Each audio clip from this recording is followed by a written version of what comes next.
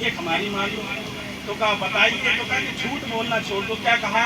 جھوٹ بولنا چھوڑ تو دو۔ کہا ٹھیک ہے سرکار وعدہ فرماتا ہوں جھوٹ بولنا بولو چھوڑ دیا، چھوڑ دیا، جھوٹ بولنا چھوڑ دیا۔ توجہ سے بات ختم کر رہا ہوں، سمجھا کر محبت سے کہو یا رسول اللہ۔ یا رسول اللہ۔ اب گھر گئے، جب گھر گئے نا تو بیوی نے کہا او ایک ہفتہ گزر گیا اور گھر میں سارے برتن خالی پڑے ہیں، تیرا اور کوئی تو بزنس ہے نہیں، چوری پر کیوں نہیں جاتا؟ جو کام ہے کم سے کم وہ تو کر، محنت مزدوری تو کرتا نہیں ہے دن میں، چوری کرتا ہے، چوری صحیح، میرے بچے بھوکے مر رہے تھے، چوری پر جا۔ حضرات گرامی اس نے کہا یار یہ بھی بڑا مسئلہ ہے۔ رات میں نکلا، نکلنے کے بعد دیکھا ایک جگہ سامان کسی کا بنا ہوا پڑا تھا، پنی سے ڈھکا ہوا، کسی چیز سے ڈھکا ہوا رکھا تھا، اس نے گانٹھیں کھولنا شروع کی۔ دل میں خیال آ گیا کہ حضور نے فرمایا ہے کہ جھوٹ نہیں بولنا ہے، کیا جھوٹ نہیں بولنا، جھوٹ نہیں بولنا ہے، تو اس نے گانٹھ وہی چھوڑ دی، اس لیے کہ کل اگر حضور سے سامنا ہو گیا اور حضور نے صبح میں پوچھ لیا کہ چوری کی تھی، اور اگر میں نے کہہ دیا کہ چوری نہیں کی تھی تو جھوٹ، اور خاموش رہا تو پول کھل جائے گی، کیونکہ اللہ کے نبی ہے تو چوری چھوٹ گئی۔ اب اس کے من میں آیا کہ میں چوری چھوٹ گئی، چلو زنا کرتے ہیں۔ اب وہ ایک زنا کے اڈے پر گیا اور جیسے ہی زنا کے اڈے پر زینے پر اوپر چڑھا تو جو عورت کھڑی ہوئی تھی بدکار، اس نے کہا میں نے سنا ہے کہ تو نے آج حضور کے ہاتھ پہ توبہ کر لی ہے۔ کیا کہا؟ تو نے آج حضور کے ہاتھ پہ توبہ کر لی ہے۔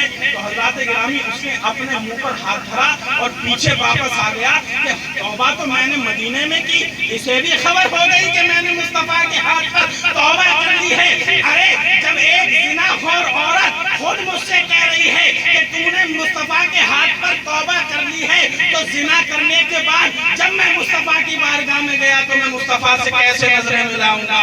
حضرات گرامی ابھی چوری چھوٹی تھی، اب زنا چھوٹ گیا۔ اب حضرات گرامی سوچا کہ یہ دو کام تو نہیں ہو پائے، اب نفس نے بہکایا، شیطان نے چڑھایا کہ چلو اب شراب پیتے ہیں۔ حضرات گرامی شراب کے اڈے پر گیا اور شراب کا پیالہ لیا، منہ کے قریب بڑھایا، اور جیسے ہی منہ کے قریب بڑھایا نا کہ دل میں خیال آیا اگر شراب پی اور پینے کے بعد صبح سرکار سے ملاقات ہو گئی اور حضور نے فرمایا کہ شراب پی اور میں نے کہہ دیا نہیں پی تو یہ جھوٹ ہو جائے گا، اور خاموش رہا تو سرکار تو وہ ہیں جو اپنے پیٹھ کے پیچھے کی بھی خبریں رکھا کرتے ہیں، اور کوئی غیب کیا تم سے نیہا ہو بھلا، ارے جبنا خدا ہی چھپا، بولو تم پہ کروڑوں درود۔ تو حضرات گرامی تینوں گناہ اس کے چھوٹ گئے، کائے سے؟ حکمت سے، بولو کائے سے؟ جھوٹ سے، حکمت سے۔ حضور نے صرف ایک دروازہ بند کیا تھا، کیا بند کیا تھا؟ ایک دروازہ، باقی کے دروازے اپنے آپ بند ہو گئے نا۔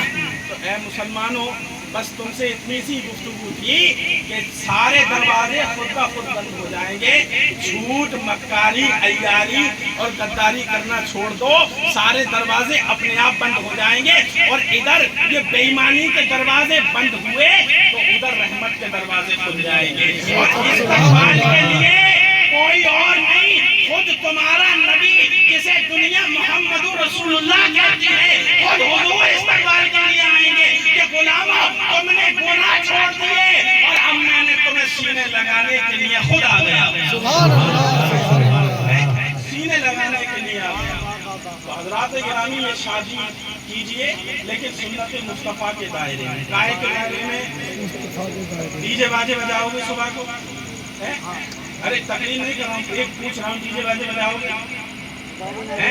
ڈی جے طے ہوا ہے؟ بتاؤ میرے محلے کے لوگ، ڈی جے طے ہوا ہے؟ ڈی جے طے تم نے کیوں کیا؟ مجھے صرف ایک بات کا جواب دو، تمہیں جو بیوی مل رہی ہے وہ کس کے صدقے میں مل رہی ہے؟ ارے بولو ذرا ادھر آ جاؤ قریب، کس کے صدقے میں مل رہی ہے؟ اور نکاح کس کے صدقے میں ہوگا اور مہر کس کے صدقے میں دو گے؟ تو پھر سارے کام نبی کے صدقے میں، پھر یہ ڈی جے کس کے صدقے میں بجا رہے ہو بھائی؟ یہ تو شیطان کا کام ہے۔ یہ آتش بازی جانتے ہو کس نے بجائی تھی سب سے پہلے؟ جب حضرت ابراہیم خلیل اللہ کو نمرود نے آگ میں ڈالا تھا تو اس کا جو وزیر تھا حامان، اس ظالم نے اس خوشی میں کہ ابراہیم اب جل کر آگ میں خاک ہو جائے گا، اس نے آتش بازی بجا کر لوگوں کو یہ خوشی منائی کہ دیکھو وہ خدا پرست، وہ اللہ والا آج آگ میں ڈال دیا گیا ہے، اب اس کا نام اور نشان نہیں رہا ہے، لیکن جسے رحمان بچانے پر آئے اسے شیطان مٹا نہیں سکتا۔ अच्छा जब आप मैं आप कब्र में जाएंगे तो दोस्त आएंगे बचेंगे कि नहीं? हैं? बड़ी बात छोड़ो, खबर तो बहुत बड़ी बात है दोस्त। अभी 10,000 रुपए की जरूरत न पड़ जाए तो ये जितने न घूम रहे हैं अगल बगल में ये सब गायब हो जाएंगे। 10,000 रुपए उधार मांग लिए। अरे ये दुनिया में तुम्हें 10,000 नहीं दे सकते तो ये कब्र में तुम्हारा साथ क्या देंगे यार? सुभान अल्लाह सुभान अल्लाह। ये दुनिया में 10,000 नहीं दे सकते तो कब्र में तुम्हारा साथ क्या देंगे? कब्र में अगर कोई साथ देगा तो वो आमिना का लाल है, फातिमा का बाप है, अली का भाई है जिसे दुनिया मुस्तफा कहती है।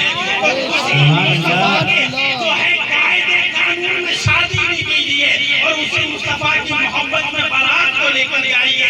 लोग देखें तो ये न कहें कि ये बारात फला की आई है, बल्कि लोग देखें तो ये कहें ये मदीने वाले के गुलाम आ रहे हैं, मदीने वाले के गुलाम आ रहे हैं।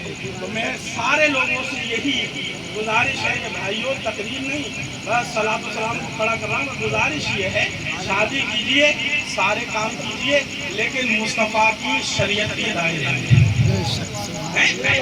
काय के दायरे में, मुस्तफ़ा की शरीयत के